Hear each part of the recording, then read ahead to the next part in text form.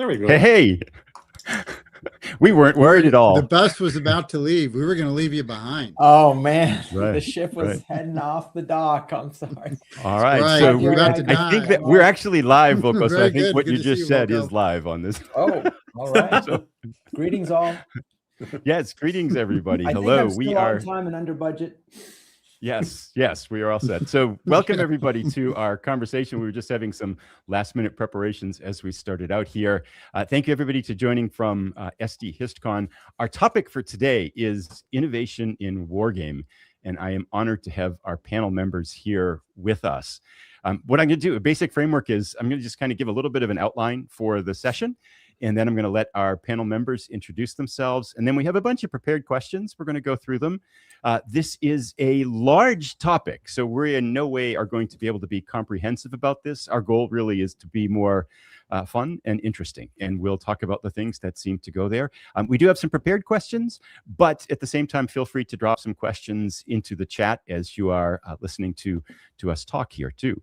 A couple of things about just to ground us a little bit. I mean, we could spend a lot of time wordsmithing a definition of innovation for the sake of the idea that most of us understand a pretty good idea what it is. I'm going to use a basic definition that I got from Merriam-Webster, which was a new idea, method, or device that generally is an improvement over the way things that are done. It can also be a process, right? So it could be, a lot of times innovation is referred to the process of making things better rather than an artifact. And with the idea of an artifact, it could be a thing, for example, better printing, or it could also be an idea. One of the things that when I was working as an innovation facilitator would use an example was crop rotation. There was nothing created in the world. It was just a different way of doing things. So it doesn't necessarily have to be anything tangible. It could be just a concept that drives change too. With the idea, a big part of this too is that innovation is iterative. So we're always building off the giants that came before us. So oftentimes an idea isn't entirely creative of its own. We take a look at something else that we like and we think, oh, if I tweak this or tweak that, I could make it better. So just some grounding thoughts on innovation as we go forward here. But with that in mind too, we're going to try to make this conversation beginner friendly. So I know we have a lot of people watching on YouTube that may have various levels of wargaming experience. It won't be a wargaming tutorial, but we will try to explain concepts that come up that might be a little bit more intermediate or advanced. And with that, I think I would love to turn it over to our panelists to give a brief introduction about themselves, and then we'll jump right into the questions. Grant, do you want to start us off with the introductions? Sure. I'm Grant Linneberg. I'm the host of the Pushing Cardboard podcast. I also have a Pushing Cardboard YouTube channel and pushingcardboard.com, a wargamer of about 40 years. And I'm happy to say that I've on my channel, I've interviewed both these fellows. And so I'm awed to be here included along with them in this conversation. Volko, would you like to go? Sure. Thanks, Mike. Thanks for doing this. I'm Volko Ruhnke. I'm a retired U.S. Federal Foreign Affairs analyst. I've been designing board war games for about a quarter century. Most of my designs are published via GMT Games, but I have on the way designs also via Fort Circle Games and Phalanx Games. Jerry? My name's Jerry, and I guess I've been wargaming since what, late 1970s, early 80s. I guess the last few years I've been designing some, and I guess by now it's like, boy, 15 years, I think I've been designing, at least published games, mostly through GMT as well. Great. All right. Thank you very much. And I'm Mike, aka Zilla Blitz. I host a YouTube channel about board wargaming and computer wargaming as well. I've been back in wargaming for about 5 years now, and I'm extremely excited for this conversation. With that in mind, I think we are ready to start. So one thing I thought we could start out with, if we could take a look back, for example, where we are in the present and look back on human history, we can think of innovations, for example, electricity, the printing press, even something, maybe the internet, that have really redefined the human experience. What if we take that same approach to wargaming, thinking about where we are right now, and we look back to, say, as a starting point, 1950s, 1960s, Avalon Hill. We could go back 2,000 years to chess and other games too, but let's go back to that point in time. What have been some of the defining innovations in wargaming when we look back on its history? And I'll let whoever wants to go jump in and start.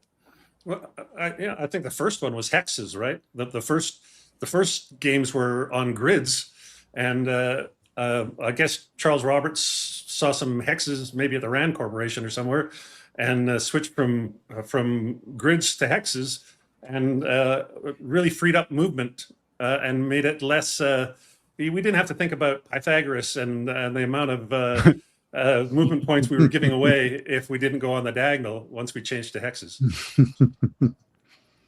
Yeah, you could probably even go back. If we're only going back to, say, mid 20th century, post World War II, the entertainment side of the industry, you could go back to Reiswitz and so on. And there were experiments with tiles, which was the grid, but then they also went off the grid on a map, and they used gauges. You can think of the hexagonal grid as maybe freeing, but it's also very constraining at the same time. And I think when you're designing a hex encounter game, you definitely feel that that form imposes on your design. It's interesting, though. Both of those together makes me think of as a groundbreaking innovation for our hobby is, the idea of a commercial military simulation, tabletop military simulation that is self-contained, comes in a box, mass produced, and that there's a market for that. And so, Jerry mentions von Reiswitz. We're talking there about the original Prussian Kriegspiel, which was a military training tool in the 19th century, and it involved, kind of kits of fancy blocks, but it was professional. It was very specialized in the Prussian army, and it was facilitated as well. It wasn't just, okay, I could, buy this thing and play at home myself.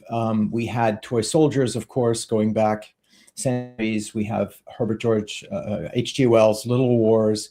So, a little over 100 years ago, war games meant miniatures games, and there were rules and clubs and enthusiasts. But again, that involves a lot of, interpretation and developing your own thing. You have to assemble your own armies, for example, of painted miniatures or whatever you're going to have.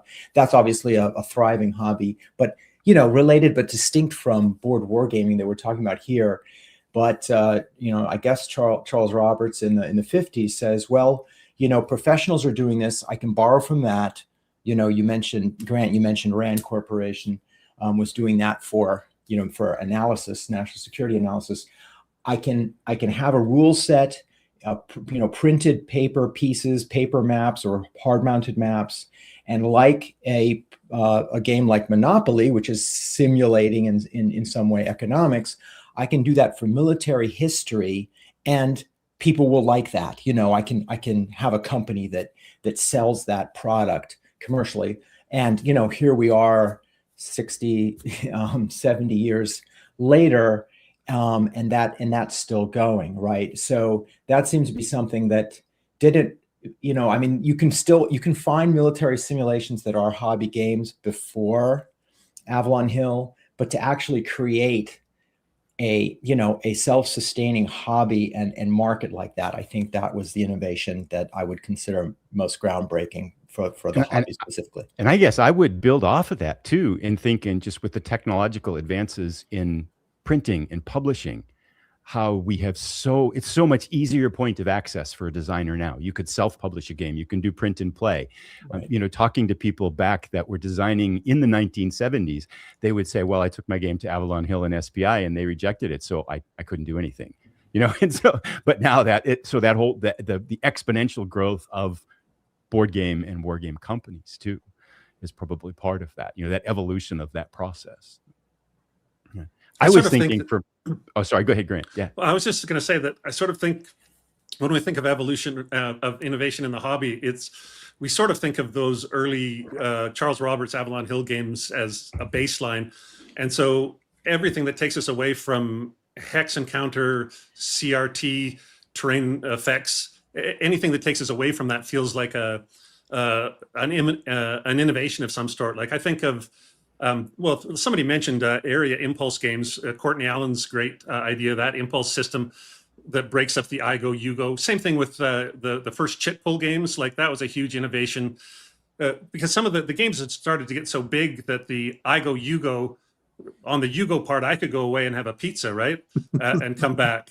And so the things like area impulse and chit pull keeps us both at the table watching each other at the same time. I think those were huge innovations. Mm-hmm. You know, what I had for my answer to go in a little bit of a different direction, I was going to throw this out there at us. The evolution end of solo wargaming and just the wealth of innovation that's transformed the war game industry from being a game where people would play with somebody else to where you now are, you know, so many systems and innovation has been built around the solo game. I remember back when I was playing first, like if you had a solo game meant you didn't have friends, right? There was, at least in my head, there was a stigma attached to playing a game solo. And that's gone now to the point where, you know, designers and companies almost are required in many cases or obligated to build a solo mode. You were talking about Race to Revolve and the conversation with Phalanx about, we don't want to put a solo mode in here. It's a conversation about every game. I think that to me seems like a trending innovation that's shaped the hobby in many ways over the past 50, 60 years too. Yeah. And just to, you know, correct the record, lest there be any aspersions, you know, it was from Phalanx, we're not going to require you to design a solo yet, you know, we'll go ahead and put it out, you know, for 2 to 4 players, that's okay. It's not that I'm sure if I said, oh, well, here's a solo version, I'm sure they'd be delighted, you know, to include it because of what you just said. Right. Let's shift forward in time a little bit. Let's take that same question, but how about we apply it to the last 5 to 10 years, more recent, would have been some define. And again, we have a lot of domains for this question too, right? So there is topical innovation. You know, if we think about the types of war games that are created in terms of what they cover historically, thematic elements too. So we have even the evolution of war game learning and teaching and rule books. So feel free to take this any which way you want to, but to remind everybody watching as well too, there are lots of side quests, side areas we could explore with this. But thinking back on the last 5 to 10 years, how might we answer that question for that? Well, I mean, you know, look at the 2 guys we have. Talk about the last there is 5 a reason to 10 they're years. here. Yeah, I mean, Jerry's great innovation about trajectories in Atlantic Chase, tackling the idea of hidden information or unknown information. That was huge. Nobody had done that before. And likewise, Volko's got a game coming out called Coast Watchers that tackles a similar problem, but in a totally different way. Again, he's looking at hidden information, and he's got this mechanic that just has you looking away from the board for a minute while your opponent does something. It's so incredibly simple, but it's gonna break open this whole idea of what we can and can't know, and more importantly, like there's stuff that we couldn't know before, but we knew the other guy didn't know. Like with Volko's way of doing it, you don't even know what you don't know, which is the way it should be. Yeah, and I could add to that, since Mike, you're also opening things up to different areas, so to speak. I think Coast Watchers is the first time that I'm aware of that as a wargamer, we're really going to be thinking about the observation, the very critical gathering of information and then disseminating it, zooming down to those Coast Watchers. And I think that also is quite innovative. And I think we are in a period where it feels to me like designers have license to explore topics that haven't been touched on.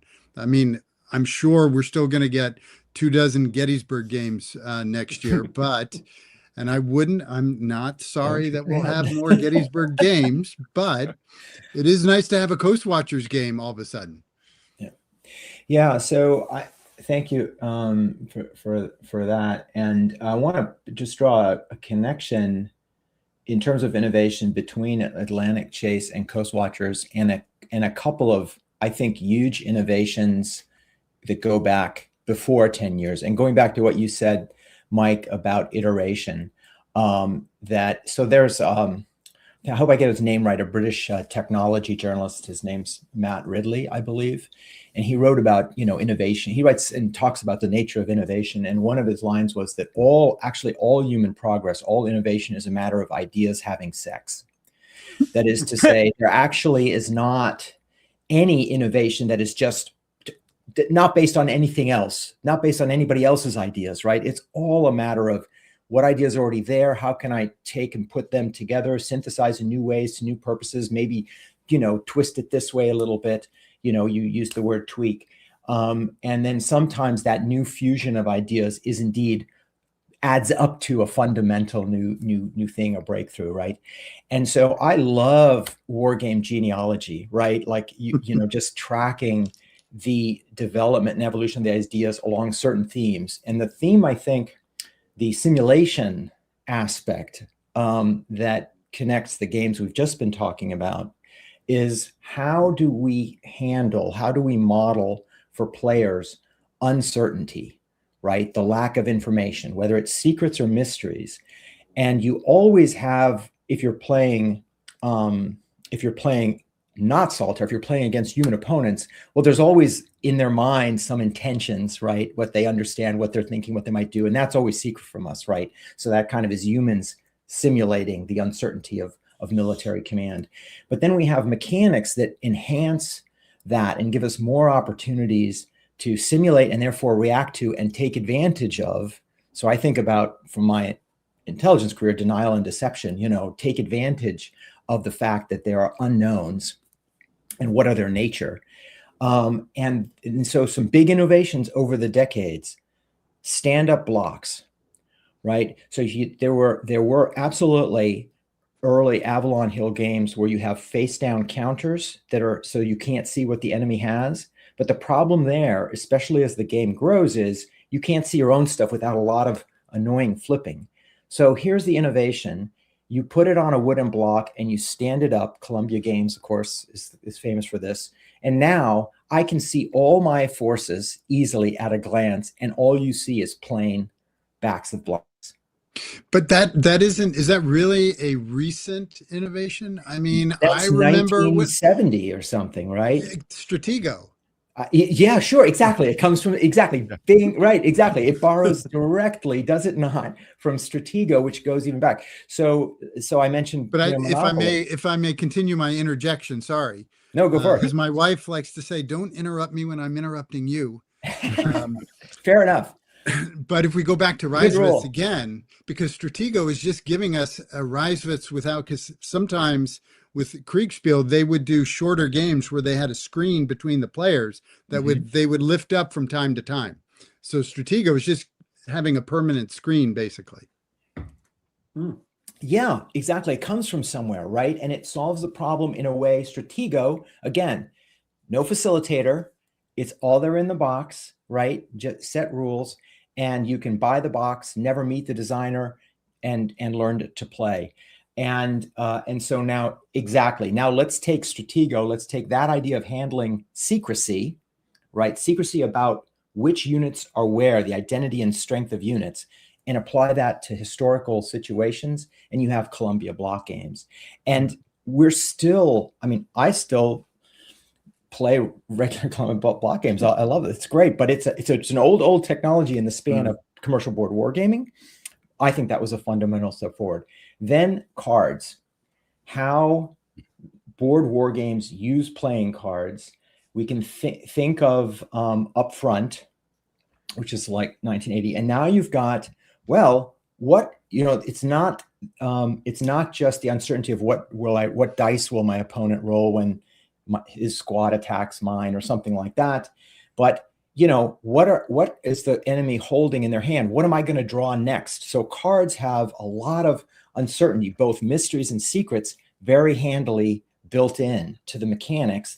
And then, of course, come forward, 14 years or so with Mark Herman's We the People, and what that has spawned that is still going strong, building on, again, I don't know if consciously or unconsciously, games like Upfront that where cards and what hand of cards you're holding is integral to your strategy of gameplay, and then combining that with a point-to-point board game, right?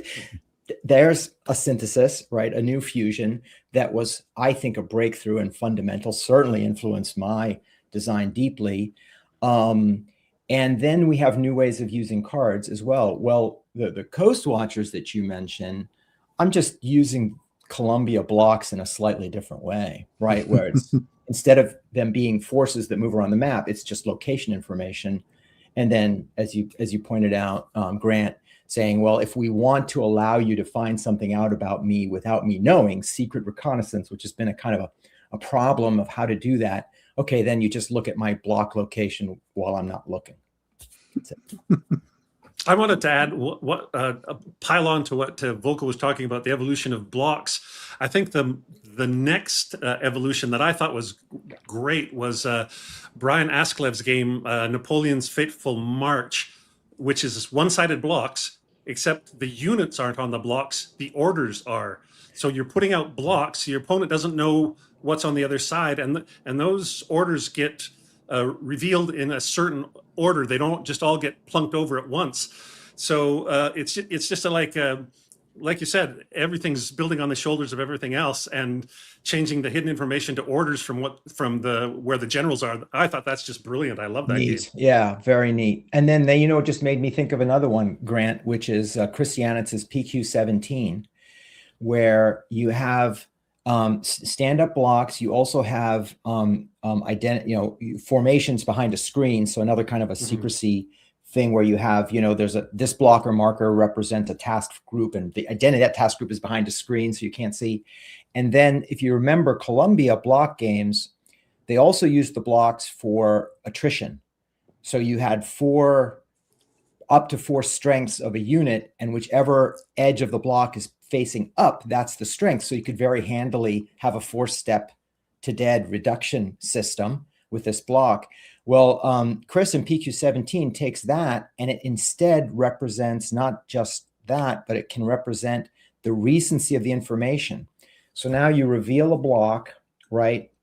Let's say it's a submarine or a convoy or something, and it starts out maybe at 4 and it counts down to 1, and then it stands up again, something like that. Basically, the information is decaying, right? It includes right in the block in a very handy way the idea of that temporal idea of I got information, but it's old information, right? That's different than I just spotted them recently. And then unless you're shadowing them, so now if you shadow them, it stays fresh. Anyway, just another way. But again, it's just using the block in a very similar, but not quite exactly the same way as the original Columbia. Yeah. Yeah. And I was thinking too, just talking about, I know Volko, we've had some conversations in other places about the uncertainty of warfare. And I've been thinking about that a lot too. And we think about, the war game experience as it's been traditionally developed, and what you sit down and the amount of knowledge you have as a war gamer when you sit down playing a game compared to what the actual commanders had. And I was thinking, I've been playing a lot of Paths of Glory lately, and I'm thinking almost perfect knowledge, right? We know where the armies are and what's going on. And I was just reading A World Undone, which is a massive 700-page book it's a broad picture of World War I. And at one point in that book, they're talking about how German armies and Russian armies are marching around Prussia and Russia. They have no idea where the enemy is. Entire armies of hundreds of thousands of men that have no idea where they're supposed to go. Right. Command and control is completely broken down, and how that's different. We spent so much energy trying to simulate conflict, and yet in some domains we completely miss. It's just not there. Or it's a fraction of the reality. Right. Until we have the tools to do it. And that's innovation. So returning to Atlantic Chase. So the key insight there to me is sometimes, in some cases, not only do you have no idea where your enemy is, you don't have a good grasp on where your own forces are either. And how do we handle that in war games? And so the Jerry's trajectory system, of course, handles that in a very, very cool way. And it's appropriate, right, to that setting where I presume these task forces and convoys, they have to be radio silent, right, to not reveal their location. And so now we're kind of, we're sort of estimating, well, they would have left there, they would have been going here, we think they're here and there. but both sides are trying to actually cope with a lack of concrete information about their own forces. And I just ran into another, case like that that's land warfare, which is the Tannenberg, the East Prussian campaign in 1914, Tannenberg and the Masurian Lakes. And there's reconnaissance is just absolutely huge.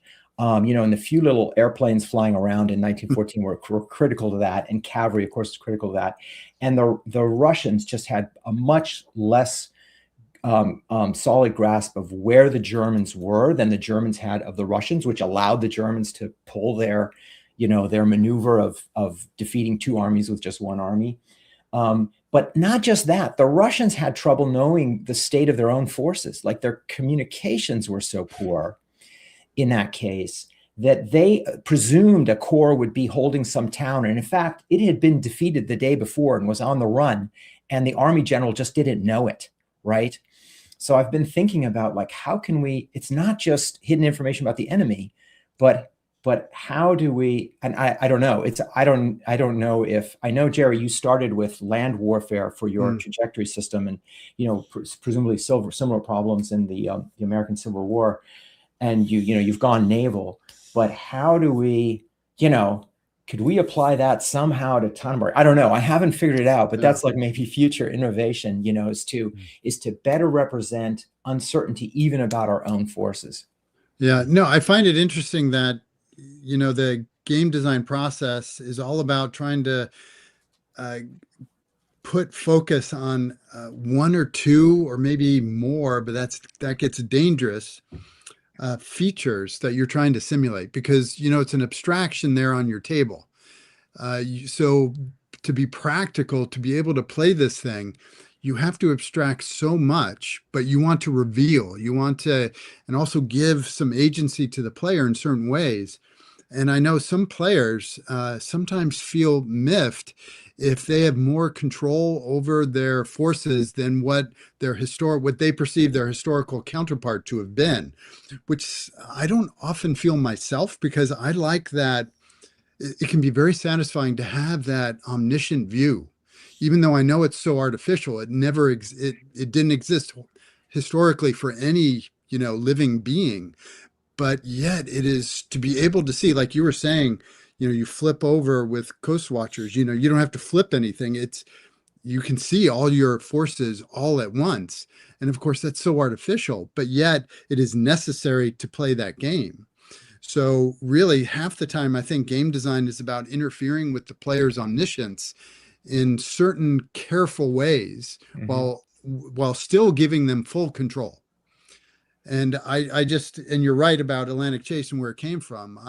I was doing a lot of reading about land warfare during the American Civil War, and there are so many episodes where the commanding general is giving orders to troops that aren't where he thinks they are. And he is expecting to hear the guns, on the left flank start to fire away, and he's getting nothing because his courier is scrambling to try to figure out where is the Ninth Corps. And it could be 30,000 men and horses and wagons that have gone missing. Yeah. So how do you put the player in a situation where you lose track of your Ninth Corps? Yeah. We have spent a good bit of time talking about this topic, and it's a fascinating one for sure. But let's take a step back just to kind of to talk for a moment. First of all, thank you very much for everybody that's putting comments in here. I'm kind of peppering them up as we're talking about a lot of interesting comments going on in the feed too. I'd like to change directions just a little bit and still entertain, staying on our topic, of course, of innovation here too. There was a question earlier on. When we think about innovation in wargaming, what's one or two games that pop to your mind? And, we've talked about Atlantic Chase, so maybe thinking ones we haven't talked about so far. Well, Courtney Allen is my favorite unsung designer, and he gave us Upfront and Storm over Arnhem, which were both giant innovations in their time, standing on the shoulders, but still, he just took he went 4 shoulders forward in both cases. So those are two of my all-time favorite games that jump things forward. I could say Empire of the Sun. I know that's kind of cheating because we already talked about CDGs, but that one is innovative because we have hexagons.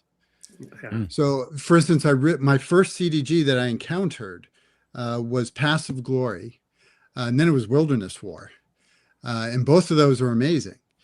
But Empire, and when I was just starting to get into game design myself, and I was so fascinated by CDGs, but I thought, oh, this would never work with Hex Encounter. There's just no way that you can make that work.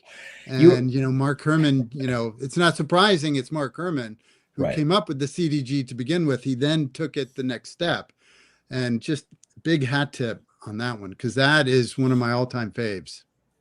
Yeah. I mean, I guess I will answer from, influence on me. And if you know any of my games, all of them use playing cards in a big way, integrated with a board game. That's almost like all I do. And so I have to go back to We the People and Mark Herman in that regard. Mark Simonich and Ted Racer, and what they did with that initial breakthrough from Mark as well. And there are many others. I think it's in a way with hexes, but in a very different way, perfected by Chad Jensen in Combat Commander. The cards are so powerful as a design tool, and I just have to go back to, I didn't play We the People first. I played Hannibal Rome versus Carthage first from Mark Simonich, classic CDG. And I think back to how I approached that game purchase back then in the 1990s. And it was, I was a dad, and I'm like, okay, this can't be a very serious game. It doesn't have hexes, it's playing cards or whatever, but should be fun to play with my boys, whatever. and I got it, and I started playing. I'm like, wow, this is a really great simulation of the Second Punic War, And it was almost like from then on, it was like, if I'm playing a game that doesn't use a lot of playing cards in it, it's almost like watching black and white TV again or something. I don't know. It's just missing something. I'm going to throw a few out there for us. Enemy Action Ardennes. I think it was groundbreaking in terms of trying to create algorithmic systems for solitaire play. I would also throw out Panzerblitz. I've been reading about how absolutely groundbreaking that was. First game with geomorphic maps, first game really to dig into more tactical elements, that it wasn't just a set battle. Here was a system. It invited people in to create their own scenarios. Foundation of Advanced Squad Leader. I feel like there is so many leaps forward when I think of, wow, how Panzerblitz defined almost an entire trajectory of wargaming that wasn't there before it happened. And I would also throw out the coins. I would also throw out the coin series too, because as we were talking before in a domain, I feel like oftentimes war games were clean cut events. We looked at traditional battles, and really the coin counterinsurgency takes events where it's not just the battles that are happening. There's a lot of other factors that are sliding into the conflict. And so I would throw those out there as ones that strike me as being particularly innovative. Can I just bounce off of Panzerblitz quickly, because that was one of the first war games I played. It was our second one. And I will tell you, I think if it wasn't for Panzerblitz, I might not be a board war gamer today. And the way that I saw it at a friend's house, didn't really understand what it was. My friend had got it, we were, elementary school, right? But the way those boards fit together, the geomorphic boards, and you could make these different combinations and it would always fit together, just was like, it seemed so fun, And this is a thing. It was a sandbox, right? I mean, it was a sandbox, and we were invited to create, and games hadn't done that before. Yeah, it was, in other words, and if you think about it like a toy, like as a kid would think about it, right? That is just so appealing. It just invites you in and fascinated me and got me curious about what were these things, that I was seeing in the boxes in the stores. And so a lot of times, the innovations, it might not just be what's a better way to simulate something, or what's a better, loss curve on our CRT or something substantive like that. it might just be what makes this a more immersive experience, what makes it more fun, what makes it more attractive. How can we do art in a way that transports us more into the game, or functionally makes it easier or more appealing to learn the rules. Those kinds of things are also just such a key, because it's really a very visual medium that we've got, and it's also tactile in the sense of like how pieces fit together and things like that. And so yeah, geomorphic map boards, hooked me. I wanted to mention Angola as well, because I know it had a big impact on Volko and the Levian campaign series. And what's cool about that game, and Brian Train has a game that addresses the same problem. Brian Train's Shelt campaign, he addresses it a different way, but both of them, what they do is they make it so that the orders that you're trying to give your units, you can't react instantly in both the systems of Angola and Volko's Levian campaign games or Brian's game. You decide what you're going to do, then your opponent is going to do some stuff, and then you're going to have to do what you said you were going to do. You can't instantly go, oh, I see what he did, I'm going to do this now. And I think that was a big innovation that I foresaw in Angola, and now it's kind of exploded with Volko's Levian campaign games. Yeah, I think that's a good connection. And that reminds me of Dean Essig, actually, to go back to tactical. Both the Civil War Brigade series and then his tactical combat system, which was originally just World War II. He has you writing orders on pieces of paper, often very graphically, especially with the TCS, which appealed to me greatly. I think that was, for me personally, was incredibly innovative. But I also know now that I've learned more about game history that is also very Reiswitzian, and even Panzerblitz with the geomorphic, I think, is very much, the sandboxiness is reminiscent of miniatures, where basically you just have a table and you just say, okay, this coffee cup is going to be, I don't know, is going to be a stand of really dense trees or whatever. That's how simple that could be. And I think that by the time of Squad Leader and so on and Panzerblitz, I think they were channeling that. Yeah. I think, for me with Angola, this is the issue of how do we get across the feature that no plan survives contact with the enemy, the importance of friction from Clausewitz, that we have our intentions, but there's the complexity of everything. The dynamism out there is going to tend to defeat that, and we need to adapt as best we can.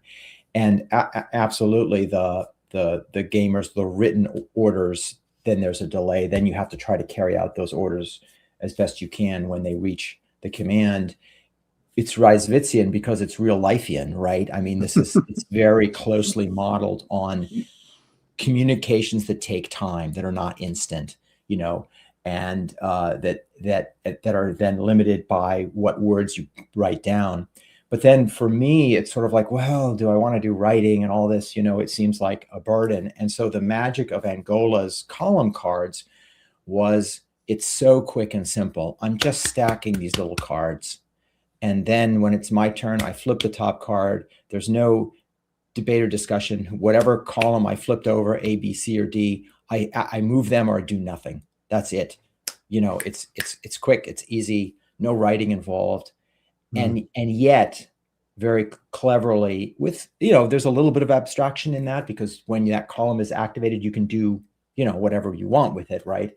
But it gets across that delay of orders, and the fact that in a dynamic battlefield situation, your original plan probably is not going to look so great after your enemy has intervened. I think the first place I ran that into, and I think we talked about this, is in the Levian campaign series, right? When you stack your orders up and you have this plan to do stuff, and then you pull the card and you realize, well, I don't want to do that thing anymore. Directly stolen from Ragnar Brothers Angola. Right, exactly. I know we've talked about that before. No, not an innovation, I wonder, simply an application of an earlier one. Yeah. Now it occurs to me, the old game Robo Rally, to venture away from wargaming, but Robo Rally, you had to stack up your your moves, your little robot trying to get out of the labyrinth or whatever. I don't know if you ever Yeah. played that, but anyway. But same concept, right? Yeah. Yeah. I've just, which I don't know. Who knows which came first, and of course, innovations can come in independently in different places.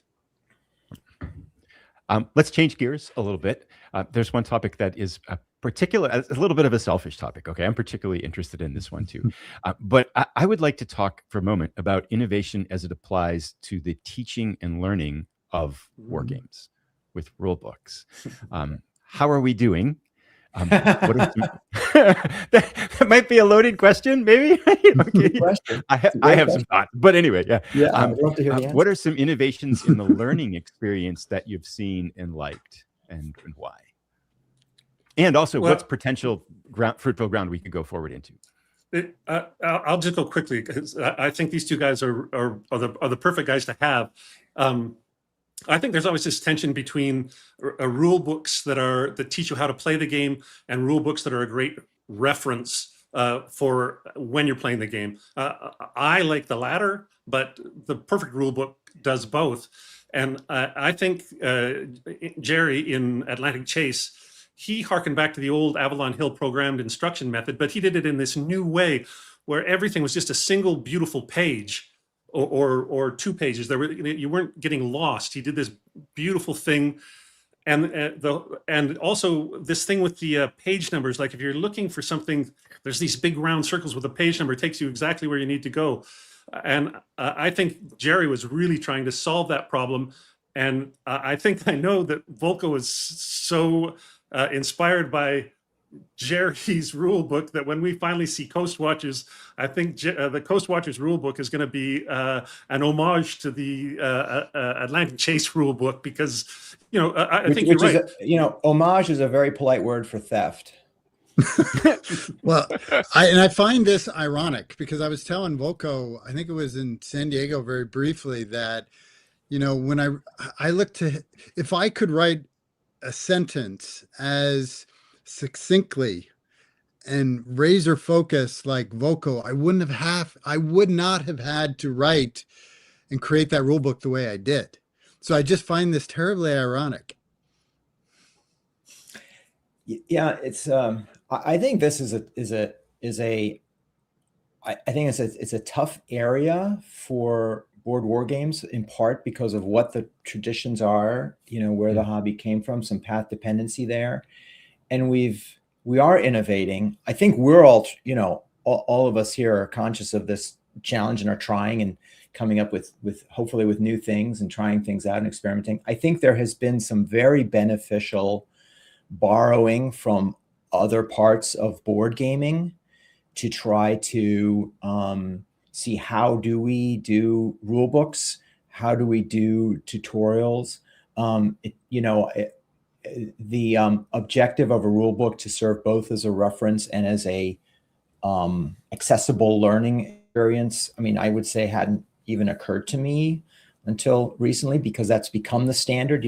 Fashion has changed, and with a broadening of the hobby, I think our standards are getting higher. The expectations are higher. This is a good thing. And I find it's very challenging to do. I mean, tutorials are really hard, I find, to write well. Examples are already hard, and tutorials where there's a flow through the game, even harder. And they're extremely fraught because if you make an error, in there, you've not only thrown sand in the gears of learning the game, you've actually removed the entire purpose of the tutorial, which is to help you learn, because you've hurt the learning, and you may as well, it would have been better just not to have it at all. So the quality standard there needs to be very high as well.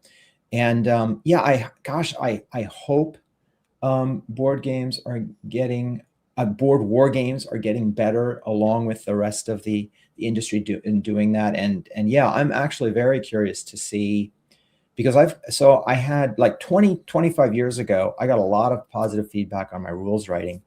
Lately, I have not been getting the feedback. Like, I've not gotten the feedback on the rule books in the Levian campaign series that I would have liked. to me, I'm like just doing the same thing. Maybe I'm 20 years out of date, but the standards have changed. The fashion has changed, but in a way that is now pressing us as writers to be more inviting and more helpful, in our product. And I think that's a tremendous thing. And I'm trying to catch up. So I'm curious to see. So I've copied as best I can, Jerry's style and Coast Watchers, and I'm very curious to see, how that goes. That's really. Go ahead. Go ahead. I just want to. I was just going to follow up on what example. he's saying, because we mentioned Atlantic Chase. One of the reasons why it was formatted in that way, with the asking a question and then answering it, was because I was spending so much time on BGG. So I think this is maybe goes to the topic of innovation. What forces the designer to really, out of self-defense, in some ways, self-defense of your time, after a game gets published, then BGG starts lighting up. If you're lucky that the people are playing the game, they're going to start asking questions. And you could write a rule that you think is perfectly clear. How could you misunderstand this? But of course, people are coming at it from different, I know I've spent quite a bit of time professionally as a teacher, so I know that what can seem simple to somebody and obvious to somebody is not so to somebody else. And it is not helpful to be difficult as a teacher, and as a designer, you're a teacher, and simply say, go back to the text and read it again.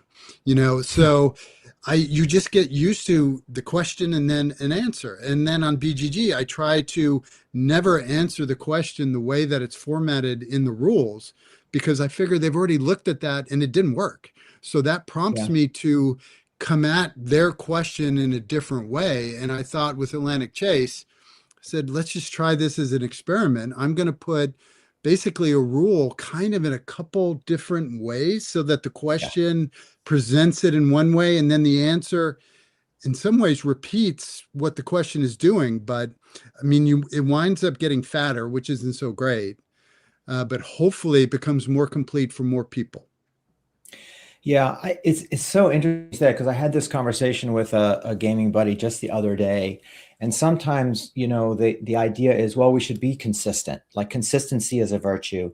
And so if we're going to spell out something and there's a reason in the rules or the charts to spell it out using the same words put together in the same way in two different places, just do it the same, because otherwise it'll be confusing. And I've actually gone in that direction, Jerry, that you just mentioned. I've said, well, I know if I say things in a certain way, that it's only going to make sense to some portion of the readers. So if I've got anyway a need to spell out the same relationship in two different places of the rule book, because they refer to do different things, they tie two things together, I'll just try and say it in a little bit different way the other time, just because then maybe I capture, for clarity, a larger portion of readers.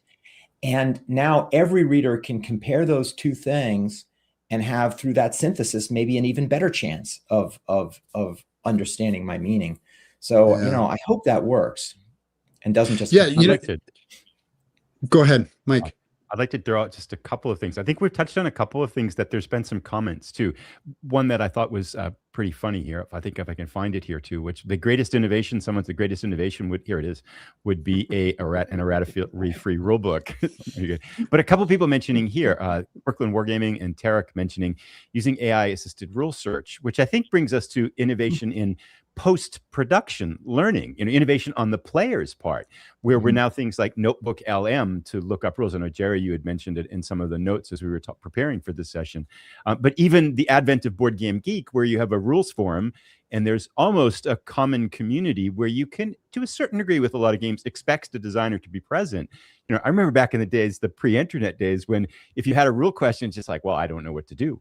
You'd have to send a self-addressed stamped envelope to the publisher and hope for an answer. I mean, the way we consume and learn afterwards is good. And the only other thing I'd say that I think, as someone who's had a background in education, I really like to see the delineation between the learning pathway as someone who's making their way through to getting fluent at the game, and then the reference documentation, which is, I know how to play, but I forgot this thing. And I think when we start to, we're seeing that. We're seeing more, I think, games that really say, okay, how am I going to help someone and make it fun, right? So you're learning and playing at the same time, introducing rules gradually, because I think that learning process, we call it the learning pathway, is a big part of wargaming. And I think wargamings traditionally have taken almost a mechanical, like a user manual type experience, which is, let's get all the rules nice and clear so you can look them up. And I think those things are fundamentally different experiences. I wanted to mention one innovation that's happened that only one company's doing it, and everybody could be doing it. We all have PDF rules now.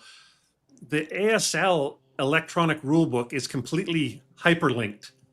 So when you're reading a rule, you can click on a term or a reference to another rule. You're not flipping pages. You're just like clicking, and it takes. You can find everything. I know a lot of people are afraid of that rule book because it's so huge, and it's written in the old case style, which has its ups and downs.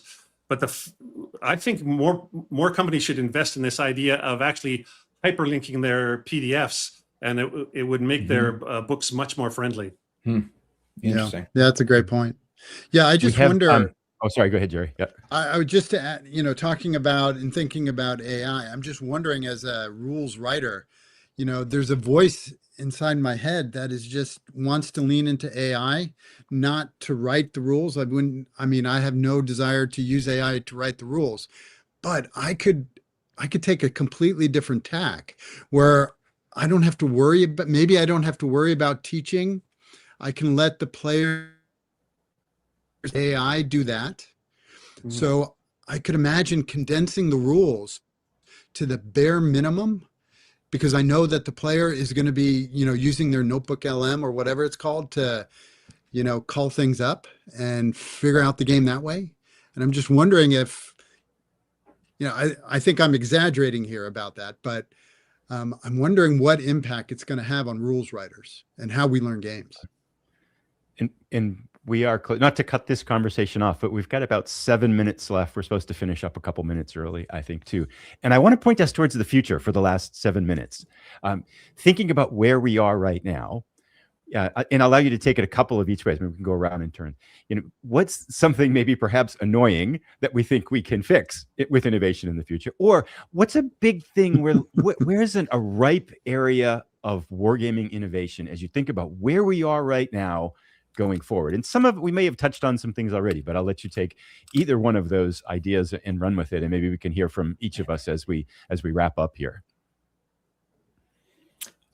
I can go first, and kind of bouncing off this issue of role for AI and errata free rule books and the like. And this is a prospect that a friend of mine raised. It's not my own idea, but we love these physical games for certain reasons. There's just something that a physical game that you yourself understand the rules and operate the system that it delivers you, that, let's say, a computer game where there's a lot of code happening behind the scenes, computers do certain things really well, but what it can't deliver, I think, is the fact that you really do know exactly why what just happened because you are operating the system yourself. So, any fears that we had that computer games were going to completely replace board games, clearly that's not happening. And I don't think it will happen for that reason. But we now have a lot of fusion and hybrid of these two media, right? So we have Vassal to play, board games remotely. We have some ports to electronic games. We have tabletop simulator and so forth. And there is an absolutely wonderful one called Rally the Troops, which was created by a single, very dedicated enthusiast, and now is building a core of people. And they are implementations of board games, especially historical board games and war games, that is rule enforced, and free, open code. And I've had the privilege of working with that creator, Tor Anderson, on some of my games that are hosted here on Rally the Troops. It is a fantastic way, first of all, to learn a game, because you cannot play it wrong. that it tells you what the options are. But here's some more magic that I think might be an area where we could improve the quality of game design, development, and rule books itself. To go through the experience of having Rally the Troops implement your game, you discover so many gaps in your rules, because the implementation in steady hands of Tor and his cohort has to cover everything, right? They turn up questions like, well, what if the player does this in this situation? What is the rule? And we went through that for Wilderness War, which has been out on the market and being played and successful for 20 years, more than that, right? It's a 2001 game. And in the process of converting it to Rally the Troops, I was like, I don't know. I don't think the rules cover that. It's in effect errata, right? So the idea is, what if we got fast enough in creating these kinds of rule enforced systems, because it's a lot of work, of course, to do that now, but maybe with AI, or as we build our cadre of people who create those kinds of rules enforced modules, what if we had that during development, right? What if I had Rally the Troops, Race to Rabal now? The quality control on the rule set, would be almost absolute. Yeah. I could discover all those gaps or things that could happen that I didn't anticipate before the thing is printed. That's amazing. Yeah. So just something to think about if it becomes practical, computationally. And we've got about 4 minutes left, so I'll make sure both Grant and Jerry have a chance to voice in on this one. Yes. Thank you. Go ahead, Grant. We've already talked a lot about rule books. I think that's a place where we could use a lot of innovation. That combined with user interface, I think some designers are great about thinking about the user experience, and some put all their energy and their innovation into making their game, and they forget about the players. I really appreciate designers who really focus on the user interface. So one thing I'd like to see more innovation on is more clever ways to keep markers off the map board, where we just have the more counters, less markers would be my thing. I'd also like to say, hey, I see Riccardo Massini out there. I just read your book this year. I loved it. I'm glad to see you watching this chat. I'm glad you said that, Grant, because that was going to be mine. I feel like we make these beautiful maps and beautiful counters, and then we drop these ugly counters on top of them. You can't see anything anymore. And so that whole change of state of a unit and change of state, whether, all those kinds of things. But Jerry, go ahead. No, I really don't have anything else to add. I think that except to think more about AI, and I don't know, maybe we can get to a state even beyond Rally the Troops where we just have the AI like a program, a script that can run through the games and find problems. Yeah. I mean, that would really extend the monkey's reach there, because is, especially with wargaming, I mean, trying to play test Case Blue, there's no way they play tested that enough. It would have been humanly impossible. And that's true of most war games. The complexity and the length, it's just impossible. So a new possibility, that would be marvelous. Well, we are at the end of our time here. We've touched on a lot of things, a lot of ground we didn't cover. One of the questions I had, for example, was comparing wargaming with Eurogaming or traditional board games. And a criticism I hear where war games aren't innovative. So I think we could go on for another hour. So I apologize if there were topics of interest for people that are out there watching that we didn't get to, but hopefully today's discussion was interesting for everybody. Any last words, Grant, Volko, or Jerry, to our audience, people watching as we wrap up? The answer is yes, war games are innovative. Yeah, the answer is also adding Euro mechanics to new war games doesn't mean we take away, that we quit making hex and counter CRT games. Like adding new things doesn't mean we take away the old things. There's plenty of room to do everything. Yeah, and even some of the new things are really quite old. Yeah. There's nothing new under the sun, Ecclesiastes, right? Thank you very much, everybody. This will be live on both the, this will be kept on both the SD HistCon channel and Zillabut's channel for future viewing, so you can get back to this anytime. I'd like to thank Volko, Grant, and Jerry for their time and their energy and their focus and to make this a good session. So I really appreciate you gentlemen taking the time to be part of this today. Thank you, everybody, for watching, and have a great rest of the conference. Thanks a lot. Thanks all.